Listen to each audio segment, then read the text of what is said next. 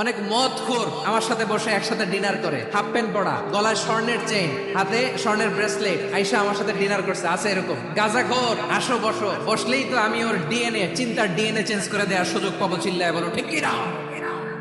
আমার অনেক হিন্দু পরিচিত ভাই আছে, ওরা আমাদের ইফতারের প্রোগ্রামে এসে একসাথে ইফতারি করে। বিশ্বনবী ইহুদির বাড়িতে গেলেন, আর আমার মুসলমান ভাই আমার কাফের বলে, এরকম আছে না নাই?